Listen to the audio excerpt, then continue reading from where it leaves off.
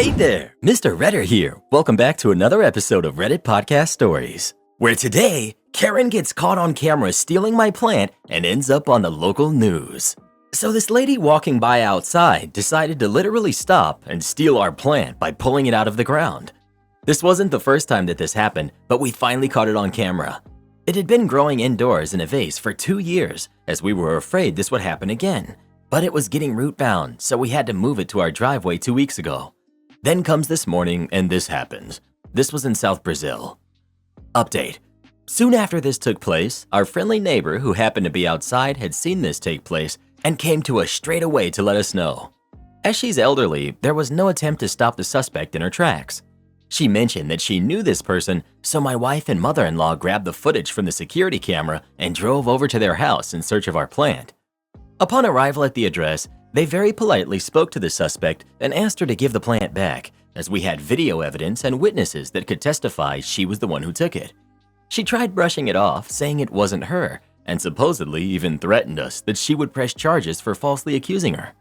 After some back and forth with no success of getting it back, she said, "Fine, if this isn't you, we'll reach out to our local news to try and identify who the actual person is."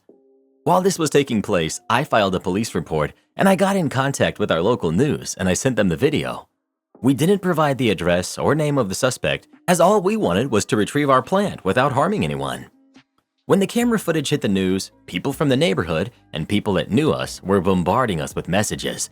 People on Instagram were already reposting the video, and very soon after, we were contacted by this person's family. They were profoundly apologetic and said they would do everything to try to retrieve it for us, as this was in no way a representation of who they were. To be clear, their family was actually very humble people who did different types of general labor work, and they're very well known and respected by everyone in the area for their work and friendliness. They were completely shocked once they saw the news, and they knew straight away who this was. By late afternoon, they had brought the plant back. When they did, they also said this person was mentally ill and on medication. How much of this is true, I don't know. But what I know is they did their utmost best to amend and bring closure to this situation without aggravation and distress. They also offered financial compensation, which we declined. We only asked for the plant back, which they did bring with them. But to our surprise, unfortunately, it had already been mostly burnt, and what I can only suspect was an attempt to red the evidence. It was placed in a black bag and then lit up, probably when it hit the news. The roots seemed to have survived as it was still moist. I'm no plant expert, so we did replant it after cutting off the burnt stems in hopes that it will regrow. So this is it, the whole story. I decided to post this due to the traction that it's gotten, as I would like there to be no third-party misinformation surrounding this ordeal. For those that requested, the plant is a bougainvillea, and while not an exotic and rather inexpensive species, was very dear to us as it had very sentimental value to my wife's family. No money could replace it, and we had only planted it outside as a keepsake to see it blossom into a beautiful tree, and also because it began getting root bound in the pot that it was previously in. My teenage son messed up big time, and I'm afraid of what happens next. Plus final update. My son is 17 and just started driving. He used my car, a Honda Civic, to go to and from school sometimes. I was at home this week when 3 police cars came to our driveway and officers were banging on our door. Turns out my son rear-ended a vehicle and drove away. To make it even worse, the driver was a cop in his personal truck. It took maybe 15 minutes from the incident to when they came knocking. The hit truck has no damage. It was just a tap at maybe 15 miles per hour into his towing hitch. Our Civic's license plate is bent and there is some bumper damage. The truck driver filed an insurance claim with our insurance. My son admitted fault. There's also video footage of everything. I'm beyond freaked out and I haven't slept since. I scolded my son, but there is only so much I can do now. He says he freaked out about hitting an expensive new truck and just drove off. I explained how wrong that was. What I'm more concerned about is that the driver pressed charges to teach this kid a lesson. The cops on scene said it's up to the other driver if he wants this charged, and he chose to. We were told my son will be formally charged on Monday by the prosecutor and probably arrested. Fleeing the scene of an accident is an arrestable offense here, and it carries jail time too. I'm so scared. I'm a single mom. I can't afford to pay lawyers to keep my son out of prison when we can barely afford rent, food, and bills. I know my insurance rates will be done for years to come. His too, probably. What do we do here? Thanks. Update. I really appreciate everyone's input and words, some good and some bad. We've been a ball of stress since last week. He was officially charged with leaving the scene of an accident and fined for failure to maintain speed. I spoke to a few lawyers around town, and they all agreed there is zero chance the DA will drop the charge. Our county is very tough on crime, and they are campaigning on it. The DA refused any agreement, plea deal. They also have lots of video evidence from the truck's front and back dash cameras, a gas station, and an intersection camera. Our focus is to try and get probation instead of jail time. I need to come up with a few hundred for the fine and $1,500 for the lawyer. That's in addition to the insurance rates that will definitely go up. As a kicker, my insurance has small accident forgiveness for damage lower than $500. The insurance estimate for the truck's damage hitch came to $504. They also want to suspend my son's license so he won't be able to go to or from any job that isn't close by. We live in a really spread out area where a car is basically mandatory. I'm just so upset with him and his decision making. Trying to keep it together and work our way out of this, but it's frustrating. After watching the video, I got even more mad. He clearly realized he hit the truck, then drove around it, and off he went. Ugh. Final update. The crime he's been charged with is a Class B misdemeanor. The maximum penalty is 6 months in jail and up to a $2,000 fine. The prosecutor has asked for the max on both. We worked with an attorney who told us from the get-go that this case won't be dropped and best we can hope for is a lower punishment. I spent countless hours dealing with this. Our attorney was able to negotiate 5 months in county jail and a $1,500 fine. That's all the prosecution would budge on. The alternative was the full 6 months in jail and $1,000 fine. Attorney advised that we should take it because a judge would throw the max penalty in this county, especially since there's clear footage and really nothing to dispute or excuse the crime. Other lawyers had the same opinion. My son is freaking out and he's scared about jail time and now having a criminal record. He's been crying and is just a mess. That's besides the finance aspect. So anyway, financially, this has put us in a deeper hole than we were before. Now my son won't be able to work during the summer because he'll be in jail. He's missing the college start because of it too. We need to come up with $1,500 fine plus $1,000 lawyer fees and $350 miscellaneous court fees. I don't have any available credit lines, so I'll have to start borrowing or working an extra job. The biggest unknown is insurance. They might drop us after this. If not, I need to also factor in the premium increase at the next renewal, which will probably be a lot. It's definitely a big lesson for him, and me too, I guess, since I never thought to explain he shouldn't drive off after hitting something or someone. Ask for the case to be moved to a different county. Like, seriously. OP. On what grounds? What reasons can we invoke? The recommendation of moving the trial is a Reddit tier bad legal advice comment. In Texas, you have to prove either a local conspiracy or specific local media attention against a defendant to the point that they cannot receive a fair trial in order to get a change of venue. In the end, the cop doesn't decide on the sentence and neither does the prosecutor, unless there's an agreement. In a contested trial, regardless of the plea, punishment is set by the judge or by a jury at the defendant's choice. It doesn't appear that there's reason to doubt that he would have a fair jury in your jurisdiction. As tempting as it is to listen to contrary opinions of people on the internet with nothing to lose in your situation, if you've already spoken to multiple local attorneys, absolutely listen to them. Source: I'm a prosecutor in Texas. Am I the jerk for asking my fiancé to make his parents get up early? I, 32 female, am getting married in less than a week to my soon-to-be husband who's 34. On the day itself, I'm planning on getting ready with a few friends at home. Currently, we have our in-laws visiting from another country, so they're staying at our house. My mother-in-law got injured and has trouble walking lately, so we ended up making her and father-in-law stay in our bedroom that's downstairs, while we're currently sleeping in the guest room upstairs. It's not a big problem, but I have to admit that I'm not fond of not having access to my own room and clean clothes when I want to. I'm very independent, so being dependent on other people's schedules has always bothered me. I don't need a lot of sleep, so I go to bed late and early. My fiancé and his parents are opposites. They go to bed early and like to sleep in. So I'm waiting for around 4 to 5 hours every day to get my clean clothes, because by the time I start thinking about getting clean clothes for the next day, they've already gone to bed. It's extremely hard for me to walk in on someone sleeping, and I just hate to do it. It's also partly because I feel like I'm a guest in my own house, and I need to walk on tiptoes to not disturb anyone. They've only been staying here for about a week, so I'll survive their stay, but I'm starting to get stressed out because of the wedding. My fiance has also been gone for the past 4 days. He had to travel for his wedding suit, and then he had his bachelor party.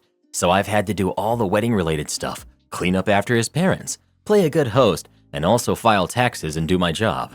It's a bit much, and on top of that, I've recently found out that I'm 9 weeks pregnant, and I'm suffering from terrible exhaustion and morning sickness all day. I feel myself being more irritable because I'm constantly sick and nauseous. So I'm not sure if my hormones are all whack because I'm pregnant and if I'm truly being unreasonable, or if I'm actually justified in my feelings. So here's where I might be the jerk. I spoke to my fiance yesterday and I asked him to tell his parents to get up earlier on the day of the wedding so I can have access to my things and not have to worry about waiting for them several hours. He called me selfish and said that I couldn't ask that of people.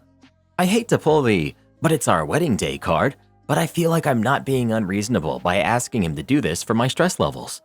So, am I the jerk for wanting my mother-in-law and father-in-law to get up early on the wedding day so I'll have full access to my own bedroom and things without feeling like I'm not allowed in there? I'm currently frustrated because of the clothing issues, but I readily admit that it's due to my own bad planning. There's no excuse. I've just been swamped and I've been frustrated at myself for this. I provided this context because I thought this, plus my hormones and nausea, might be clouding my judgment. What I'm actually asking for is to have my master bathroom on the morning of the wedding day. In order to save money on makeup and hair, I have 2 good friends helping me get ready for the day of the wedding. We would therefore need the space to fit 3 people, and the upstairs bathroom only fits 1 person. We would start around 8:30ish because I have to leave the house around noon. As things currently are, I have enough space in the guest bathroom for my daily routine because I don't wear makeup. Thank you, Accutane. On normal days, and I don't need to do much to my hair other than brush and braid it. So I'm not asking for the space until Saturday morning, and I'm not blaming my in-laws for me allowing them to stay in our bedroom. They're wonderful people, and they have lived incredibly hard lives, and this is their first vacation in over 20 years, which is why I've been hesitant to be anything but accommodating towards them. What is mother-in-law's injury, and could this be a ploy to get the bedroom? She has a heart condition, asthma, and arthritis, which all makes it super hard for her to keep super active, even though she tries.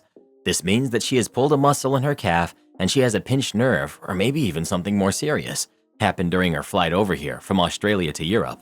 This is definitely no ploy, and she offered to sleep on the couch instead, which I absolutely would not allow her to do, given her arthritis. Why can't your fiance get them a hotel room? Because my fiance hasn't seen his parents in over 3.5 years, since they're from Australia and we live in Europe. So he asked if I was okay with them staying with us because he wanted to spend time with them, even if his insanely horrible planning had him away for 4 days. Is this out of character for your fiance? Because it's an out of character thing for him, he's usually very supportive and kind to me, but I know he's been very worried about his mother. So I also know that this response is partly because he doesn't understand the amount of preparation that goes into getting ready for a wedding. He thought I could get ready in half an hour, since I can normally get ready in 15-ish minutes, and because he just doesn't want to inconvenience his mother due to her health issues. Update. I talked to my in-laws yesterday evening and asked if they would mind terribly to spend the night before the wedding at my own parents' place, since they're driving with my parents to the church anyway. They were super gracious and didn't mind one bit. My mother-in-law even said that I needed all the time I could get and that it is always the best to get out of the bride's hair on her special morning so she can have plenty of time to get ready without distractions. So yeah, they're incredibly good and kind people, and anyone would be blessed to call them their in-laws. I wish that was where the story ended, but it's not. This morning, my maybe ex-fiance and I had a huge fight over me snapping at him because he left food and coffee out, which made me throw up due to morning sickness.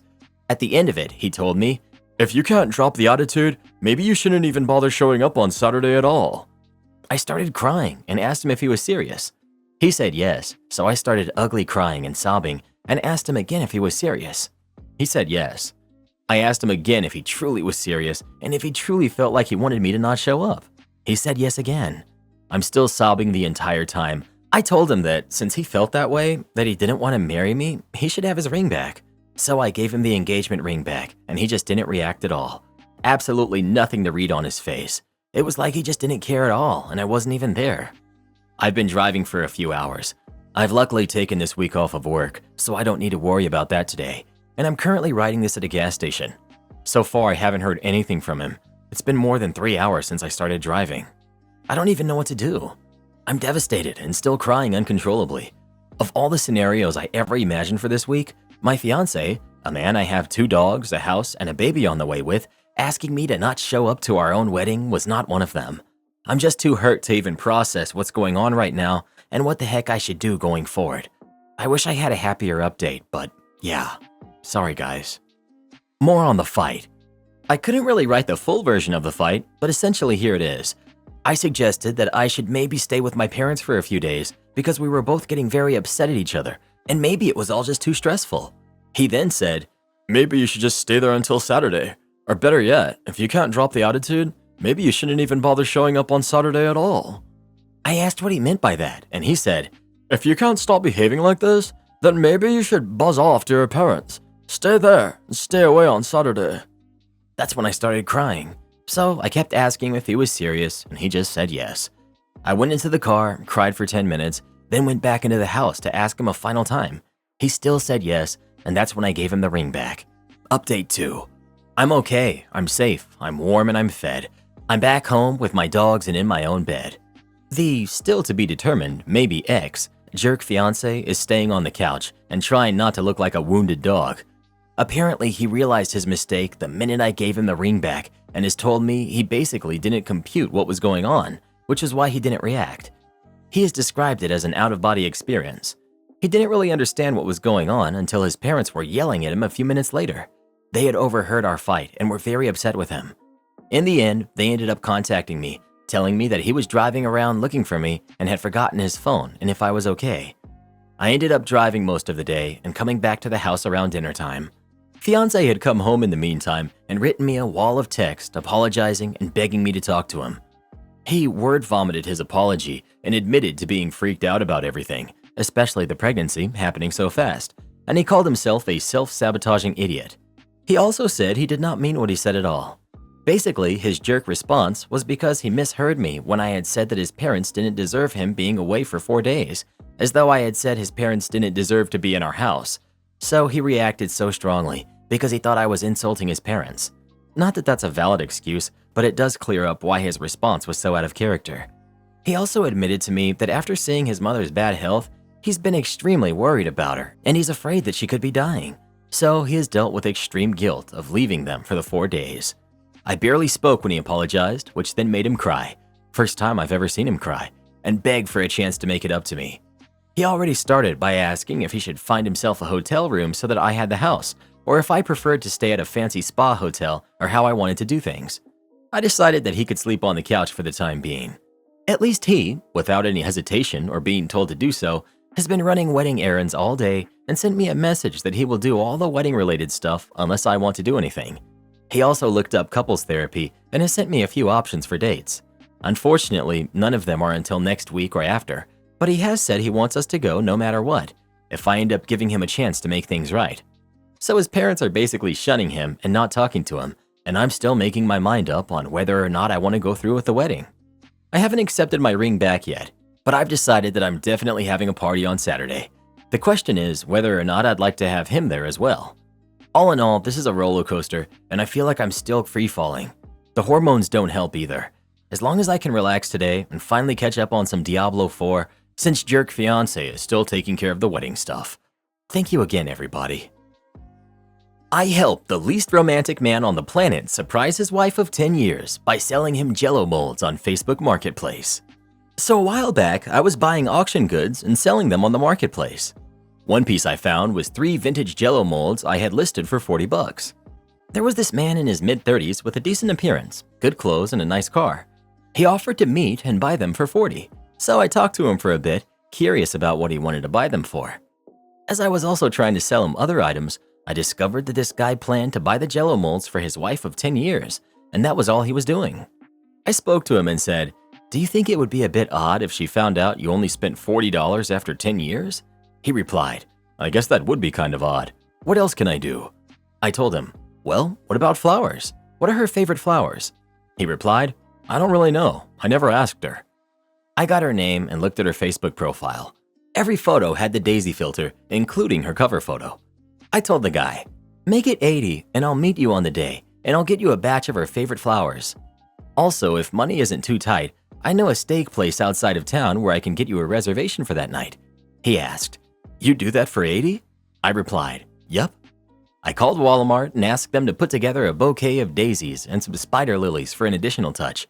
It cost me 15 bucks.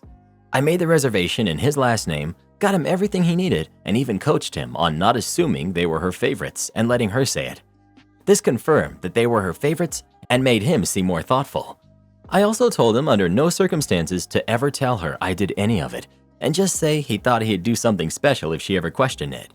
Later, I watched her Facebook, and the next day after it was over, she wrote this. I love this man so much for all the trouble he went through for me. Sometimes you never know how lucky you are until it's really shown to you. He got me my favorites. Look at these. The Jell-O molds are gorgeous too, just like my grandmother had.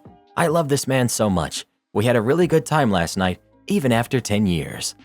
There were also photos of the restaurant, Jell-O molds, and flowers. I was so happy when I saw the post. In total, I made this woman's day, and hopefully I helped him be a bit more thoughtful in the process. I know I didn't get paid nearly enough, but come on, Jell-O molds and no plans when you have the money on a 10-year anniversary? No woman deserves that. Note, I'm a dude, and I would never let my girlfriend down like that. Keeping romance is needed, regardless of how long. Would I be the jerk for canceling my daughter's 16th birthday party after warning her about it a year ago? For my daughter's 15th birthday, my spouse and I paid for her to take some of her friends out to a restaurant for dinner. During this dinner party, my daughter got into an argument with one of her friends who's 15. Apparently, my daughter was upset that this friend gave her a cheap gift bought from a thrift store. According to her best friend, who's 15, who told us what happened, my daughter seemed to like the gift at first and asked her friend where she bought it from. When the girl admitted it was from a thrift store, this is when my daughter lost it and called her names like cheap, gold digger, and a beggar. Now, it is well known that this friend's family is not well off, but I know that she's a sweet girl who did her best to get my daughter a gift with her meager allowance. My spouse and I confronted our daughter about it, and she admitted she insulted her friend. She went on to insult her further by saying things like, "This is probably the only way she gets to eat at a restaurant, so she should be grateful and give me a decent gift." I don't know where my daughter learned such entitlement, but she did not learn it at home. Even her best friend was uncomfortable by her behavior. We immediately took away all of her gifts and donated them. We also told her that unless she apologizes to this girl in front of everyone who is present at the party, we will not be sponsoring any more of her birthdays. My daughter never apologized, and over time, the girl drifted apart from the friend group. My daughter's 16th birthday is coming up next month, and she started talking about what kind of party she wants. I reminded her of our promise that we would not fund any more birthday parties until she has apologized for her behavior at her previous party. Daughter is saying it's been a year and the girl is no longer her friend anyway. She said her best friend is getting a sweet 16 party, not a thing in my culture, and how will it look if she doesn't get one too? We told her she still has a month to apologize, but she's not planning to do it because she thinks we'll cave. My in-laws are offering to pay for her party, but we have forbidden them from doing that. Daughter and both sets of grandparents are telling us that we're being too harsh and ruining her social life. Would I be the jerk if we don't give her a birthday party this year? Not the jerk. Bravo to you for sticking to this. This is the best thing you can do for your daughter. You need to talk to your in-laws and tell them not to interfere. Not the jerk. I would not let her off the hook. Maybe next year I'd pay for it, but there has to be at least some kind of consequence for her actions, and if you cave, it'll just show her that she can escape punishment by ignoring the problem. Karen demanded to get me fired because I refused to sell her skinny jeans. Background info. My name is Sean. This story happened at Walmart in January of this year. I used to work at Walmart in September, but I quit to go work at my sister's donut shop. At Walmart, I worked at the register. I would see this woman from time to time. I actually ended up being good friends with her. She was chill to me and most people all the time, and she was really just cool in general. We would hang out after my shifts sometimes, and I loved being around her. Alright, now on to the main story. In January, I was at Walmart looking for a Lego set I've been trying to get for a little less than a year, when suddenly, for the sake of this story, we'll call her Karen. She walks up to me. "Hey Sean, it's been a week or two since we last talked." She would randomly pop up out of nowhere and scare me like that. This was one of those times. "Oh hey, it has." She quickly interrupted me, which was weird since she would usually let me speak first. But I thought nothing of it since we've known each other for so long. "So, I found these amazing skinny jeans that I need so badly, but they don't have them in my size. Can you go check in the back for me?" She was talking in one of those snobby Karen voices you would hear in an MK video. "Oh, sorry Karen, but I quit my job last month." With that annoying Karen voice, she said, "You've always been so funny, Sean. But for real though, can you check the back and see if you guys have this in a size 18? Karen seemed really off today, and this confused me because she's always been really happy. "Oh, I'm not joking. I really did quit last month after Black Friday. I can't really handle that many people." I don't know if something just clicked in her head, but she just went off on me for no reason at all. "All right, Sean, enough jokes.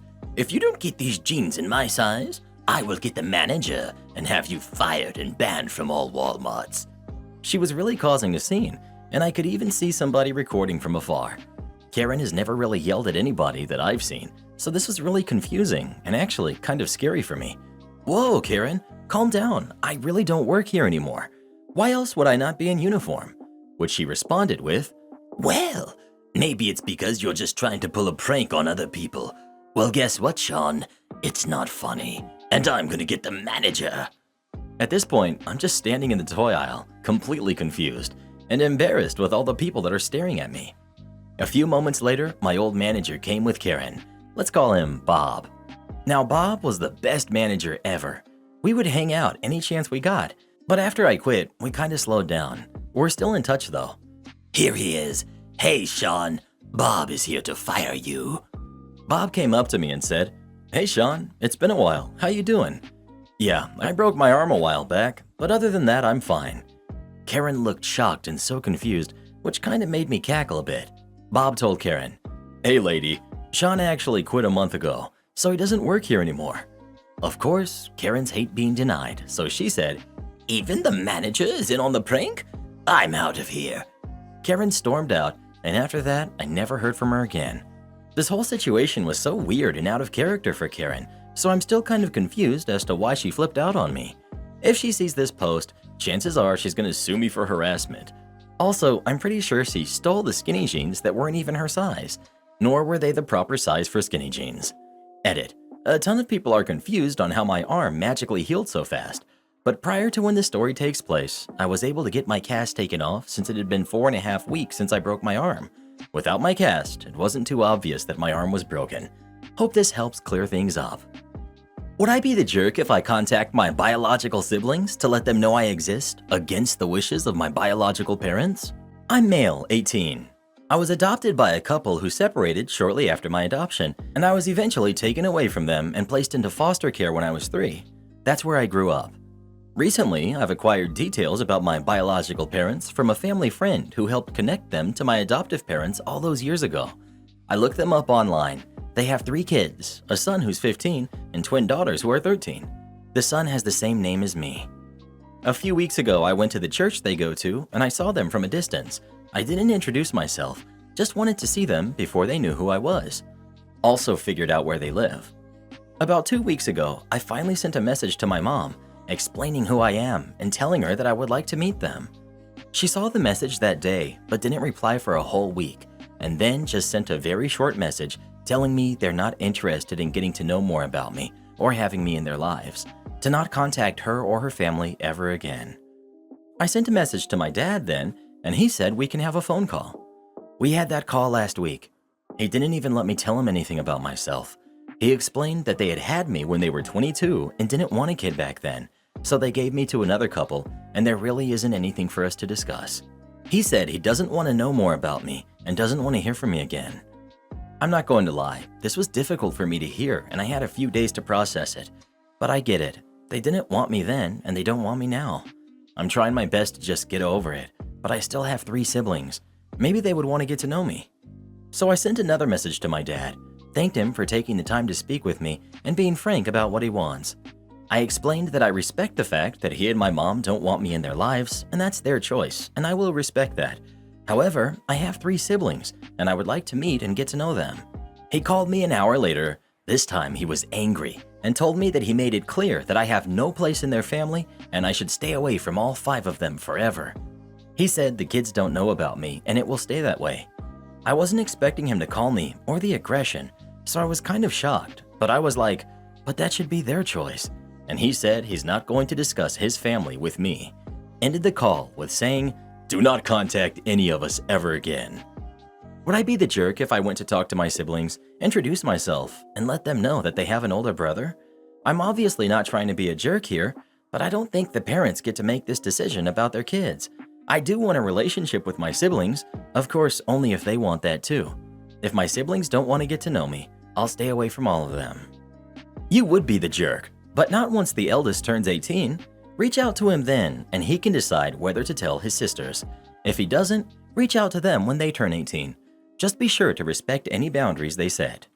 Do this next. Tap here on your screen to come see our new podcast playlist, where you'll find thousands of hours of the best stories you've ever heard. Or tap the one on the right. That episode is specifically just for you, based on other videos you've enjoyed the most.